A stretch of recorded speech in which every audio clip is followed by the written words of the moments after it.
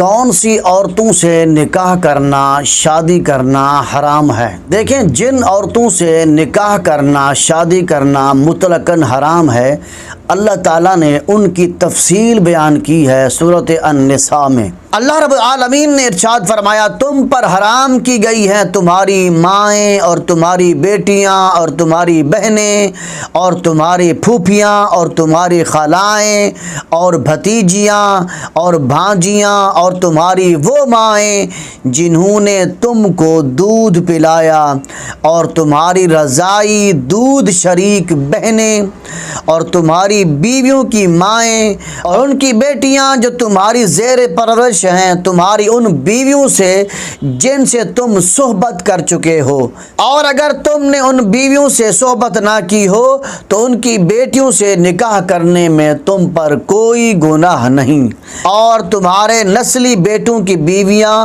اور تم پر حرام کیا گیا ہے یہ کہ تم دو بہنوں کو نکاح میں جمع کرو مگر جو گزر چکا، بے شک اللہ بہت بخشنے والا، بے حد رحم فرمانے والا ہے۔ اور تم پر حرام کی گئی ہیں وہ عورتیں جو دوسروں کے نکاح میں ہوں مگر کافروں کی جن عورتوں کے تم مالک بن جاؤ، یہ حکم تم پر اللہ کا فرض کیا ہوا ہے، اور ان کے علاوہ سب عورتیں تم پر حلال کی گئی ہیں کہ تم اپنے مال یعنی حق مہر کے عوض ان کو طلب کرو، درحال کہ تم ان کو قلع یعنی نکاح کی حفاظت میں لانے والے ہو،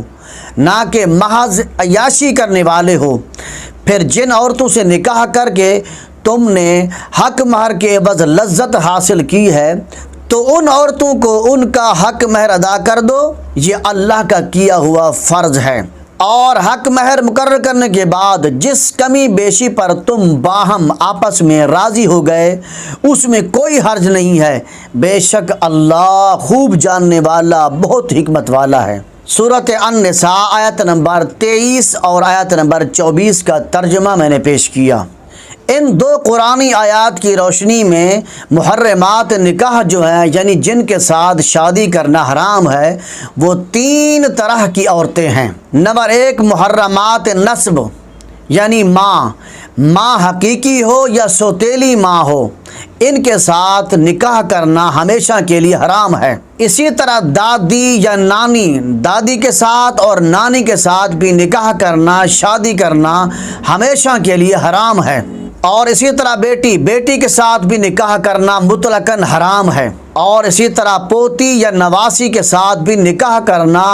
حرام ہے، اور اسی طرح بہن کے ساتھ بھی نکاح کرنا حرام ہے، وہ بہن حقیقی بہن ہو یعنی ماں شریک بہن ہو یا باپ شریک بہن ہو، مطلقاً ان کے ساتھ نکاح کرنا حرام ہے۔ اور اسی طرح پھوپھی یعنی والد کی سگی بہن ہو یا والد کی سوتیلی بہن ہو، اس کے ساتھ بھی ہمیشہ کے لیے نکاح کرنا حرام ہے۔ اور اسی طرح خالہ کے ساتھ یعنی ماں کی سگی بہن ہو یا ماں کی سوتیلی بہن ہو، اس کے ساتھ بھی ہمیشہ کے لیے نکاح کرنا حرام ہے۔ اور اسی طرح بھتیجی یعنی بھائی کی سگی بیٹی ہو یا بھائی کی سوتیلی بیٹی ہو، اس کے ساتھ بھی ہمیشہ کے لیے نکاح کرنا حرام ہے۔ اور اسی طرح بھانجی بہن کی سگی بیٹی ہو یا بہن کی سوتیلی بیٹی ہو، اس کے ساتھ بھی ہمیشہ کے لیے نکاح کرنا حرام ہے۔ نمبر 2، محرمات رضاعت یعنی جو رشتے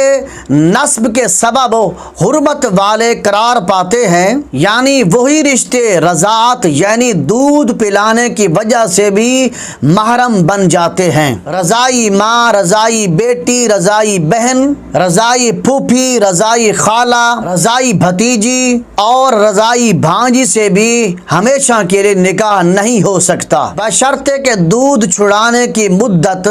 2.5 سال سے پہلے دودھ پلایا ہو۔ نمبر 3، حرمت مصاہرت بیوی کی ماں یعنی ساس کے ساتھ بھی ہمیشہ کے لیے نکاح نہیں ہو سکتا، حرام ہے۔ اور اسی طرح بیوی کی پہلے شوہر سے بیٹی یعنی ایسی عورت کے ساتھ نکاح کیا جس کو طلاق ہو گئی تھی یا اس کا خاوند فوت ہو گیا تھا، اور اس پہلے خاوند سے کوئی لڑکی ہو اور یہ شخص